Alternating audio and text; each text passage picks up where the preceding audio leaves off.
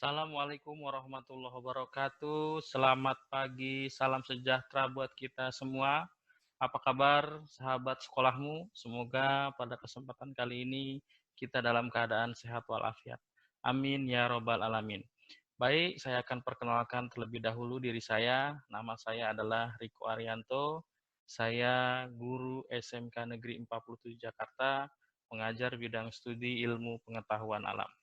Baik anak-anakku sekalian, eh, saya akan menyampaikan bahan ajar ilmu pengetahuan alam dengan bab ekosistem, ya. Jadi ini dapat digunakan buat kalian yang sekarang duduk di bangku SMA atau SMK kelas 10. Kalau di SMK kelas 10 ini kita masuk ke dalam kompetensi dasar yang keempat, yaitu bagaimana kita bisa memahami ekosistem di dalam kehidupan kita sehari-hari. Baik anak-anakku sekalian, memulai tentang ekosistem, apa sih sebenarnya yang dimaksud dengan ekosistem? Mungkin pada saat dulu kalian di bangku SMP atau sekolah menengah pertama sudah pernah mempelajari ini. Jadi kalau kita bicara ekosistem, mungkin kalian bisa tengok, kalian bisa melihat lingkungan di sekitar rumah kalian. Yang paling terdekat adalah taman di depan rumah kalian mungkin. Di situ kita akan melihat ada berbagai makhluk hidup, ya. Baik itu yang kelihatan dengan jelas ataupun mungkin yang ukurannya kecil dan tidak terlihat dengan jelas. Mungkin di situ ada hewan, kemudian ada tumbuhan, dan juga mungkin ada mikroorganisme. Nah, ini mikroorganisme yang memiliki peranan sangat penting tetapi tidak bisa kelihatan oleh mata kita, seperti contohnya adalah bakteri sebagai pengurai atau dekomposer. Nah, selain ada komponen-komponen yang hidup, ternyata di lingkungan kita atau di sekitar kita juga ada komponen lainnya, misalnya seperti cahaya, kemudian tanah, air, udara, dan lain sebagainya. Dan ini akan membentuk suatu kesatuan yang berkesinambungan antara yang hidup dengan yang tidak hidup, sehingga kita kenal istilah ekosistem. Jadi ekosistem itu sendiri berasal dari dua kata, oikos dan sistem.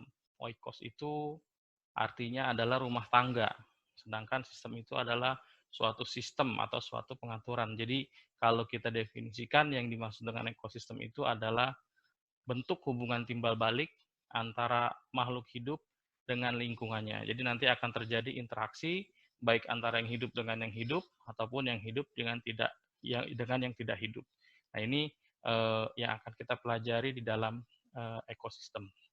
Kemudian apa saja sih nanti yang bisa kita kaji lebih jauh lagi mengenai ekosistem itu sendiri? Yang pertama pastinya kita harus mengetahui komponen-komponen apa saja yang terdapat di dalam sebuah ekosistem. Kemudian nanti kita belajar tentang tipe-tipe ekosistem atau macam-macam ekosistem yang ada di muka bumi kita.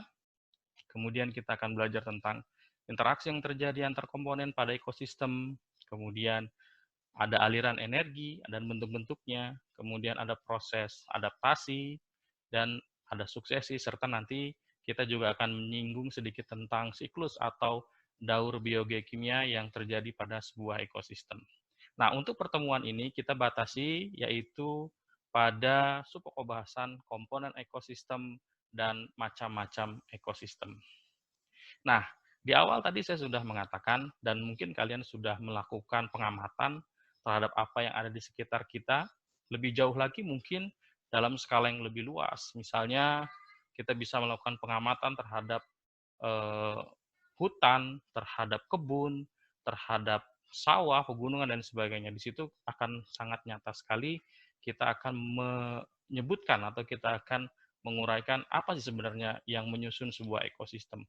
Pada dasarnya ada dua komponen. Yang pertama yang disebut komponen biotik, kemudian komponen biotik. Biotik berasal dari bahasa Yunani. Bio itu artinya adalah hidup, ya. Kemudian kalau abiotik ini a artinya tidak menjadi tidak hidup. Jadi ini adalah komponen yang hidup, komponen biotik, kemudian komponen abiotik adalah komponen yang tidak hidup. Nah, apa saja itu komponen biotik? Misalnya manusia, itu makhluk hidup. Kemudian hewan dengan berbagai jenisnya. kemudian tumbuh-tumbuhan dengan berbagai jenisnya, kemudian mikroorganisme. Nanti mikroorganisme dibedakan menjadi dua. Ada yang disebut detritivore, ini seperti misalnya cacing, kemudian hewan-hewan kecil yang ada di permukaan tanah yang aktivitasnya memakan dari serpian-serpian makhluk hidup yang sudah mati. Kemudian ada lagi dekomposer, ini termasuk mikroorganisme juga nih. Siapa dia? Misalnya seperti bakteri dan kawan-kawannya yang ada di dalam tanah, yang dia akan membantu proses pembusukan atau dekomposisi dari makhluk-makhluk yang telah mati. Kemudian ada komponen abiotik. Nah, komponen abiotik ini seperti yang tadi saya sudah sebutkan.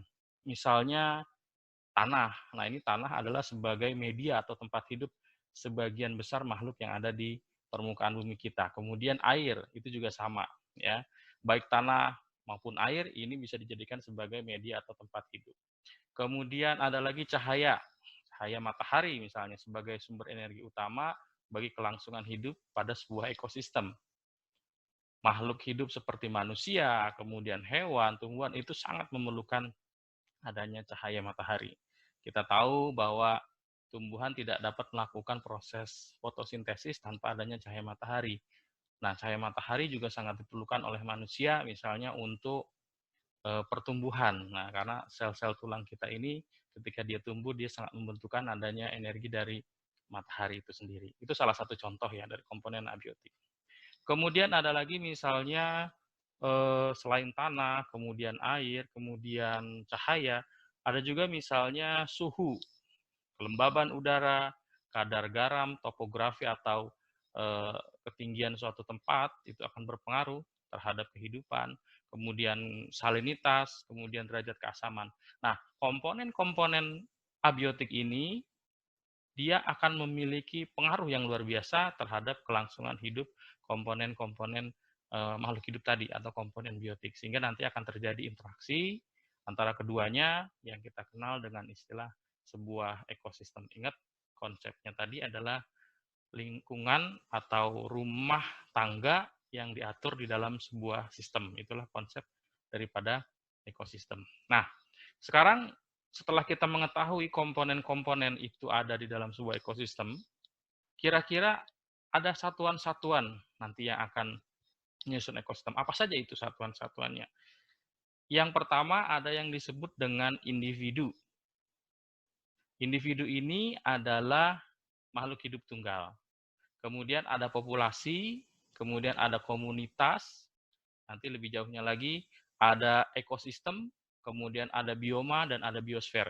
Ini adalah tingkatan organisasi dalam kehidupan kita, dari yang paling rendah sampai dengan yang paling tinggi.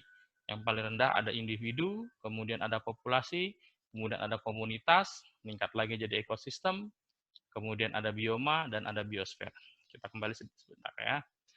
Individu itu makhluk hidup tunggal yang tidak bisa diurai atau tidak bisa dipecah lagi. Nah, ini contohnya adalah seekor ikan. Di sini ada seekor kura-kura, sebuah pohon. Pohonnya juga pohon apa ini yang spesifik ya. Misalnya pohon palem, ya misalnya pohon mangga. Nah, ini adalah suatu atau sebuah individu. Jadi makhluk hidup tunggal. Ini penyusun satuan yang paling sederhana. Kemudian, individu-individu yang sejenis akan membentuk suatu kelompok atau akan membentuk suatu kumpulan yang lebih besar yang menempati suatu tempat tertentu yang kita kenal dengan istilah populasi. Jadi ada ikan yang satu jenis pada sebuah kolam atau pada sebuah akuarium, kemudian ada tumbuhan kaktus yang satu jenis pada sebuah gurun. Ini merupakan sebuah populasi, ya. Nah, populasi-populasi ini nanti akan saling bertemu lagi, saling berkelompok lagi. Populasi ikan misalnya ada di suatu kolam, populasi kura-kura, populasi tumbuh-tumbuhan air yang sejenis. Ini akan membentuk sebuah komunitas. Apa itu komunitas? Kumpulan populasi yang berbeda. Ya, jadi beberapa populasi yang berbeda-beda dan hidup bersama pada suatu tempat tertentu. Nah, ini contohnya ada di laut, komunitas laut, ada berbagai populasi-populasi ikan di sini yang berbeda jenis, ada populasi-populasi tumbuhan perairan yang berbeda jenis. Nah, seperti itu contoh daripada komunitas. Jadi kalau saya kasih contoh, misalnya di rumah kita ada 1 ekor kucing.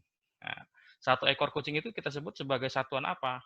Karena dianya ada satu, kita sebut sebagai satu individu. Tapi ketika nanti ada anaknya datang 2, berarti ada berapa individu? Ada 3 individu. Sudahkah dikatakan itu sebagai suatu populasi? Sudah. Kenapa? Karena ada lebih dari satu makhluk hidup sejenis yang menempati suatu tempat tertentu. Ada 3 kucing, berarti ada satu populasi kucing. Nah, kemudian misalnya datang lagi di situ seekor nyamuk. Ada berapa populasi? Kalau hanya seekor nyamuk, berarti kita baru bisa menyebutkan ada satu populasi kucing dan ada satu individu nyamuk. Tapi ketika nyamuknya ada lebih dari satu, misalnya ada 10 nyamuk, berarti di situ ada 2 populasi, yaitu populasi nyamuk dan populasi kucing. Nah, kedua populasi ini dia akan membentuk suatu tingkatan atau satuan yang berikutnya yang disebut dengan komunitas.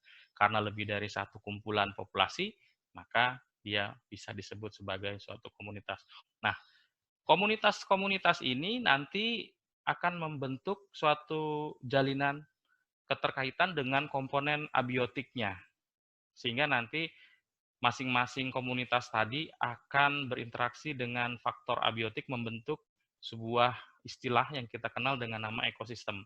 Ya, jadi mulai dari individu, populasi, komunitas ini yang kita jadikan fokusnya adalah semua komponennya komponen hidup. Tapi ketika nanti sudah masuk di situ ada ranah komponen tak hidup, misalnya seperti cahaya, air, udara, tanah, kelembaban dan sebagainya, ini sudah kita katakan sebagai ekosistem. Ingat konsep ekosistem yang tadi di awal sudah saya jelaskan ya. Nah, kemudian ekosistem-ekosistem yang ada di berbagai belahan di suatu kawasan itu akan membentuk sebuah bioma. Nah, bioma ini akan sangat dipengaruhi oleh keadaan suatu tempat atau suatu daerah ya. Sehingga nanti bioma-bioma ini akan berbeda karakternya satu dengan yang lainnya. Ya, misalnya ada bioma tundra, taiga, gurun, dan lain sebagainya. Nah, bioma-bioma ini yang ada di seluruh dunia akan bersatu dengan suatu satuan sistem alam tingkatan yang paling tertinggi yang kita kenal dengan istilah biosfer. Nah, biosfer ini puncaknya atau topnya dari komponen-komponen yang ada pada sebuah ekosistem, mulai dari individu, populasi, komunitas, ekosistem, bioma, dan yang terakhir adalah biosfer. Jadi kalau kita itu adalah bagian terkecil dari komponen yang terdapat di dalam biosfer ini. Ini merupakan satu kesatuan yang sangat luas sekali, yang mencakupi seluruh isi alam. Seperti itu ya. Nah, itulah tentang satuan-satuan yang menyusun sebuah ekosistem. Terima kasih, mudah-mudahan bermanfaat. Saya akhiri untuk pertemuan kali ini. Billahi taufiq wal hidayah. Wassalamualaikum warahmatullahi wabarakatuh. Sampai jumpa lagi.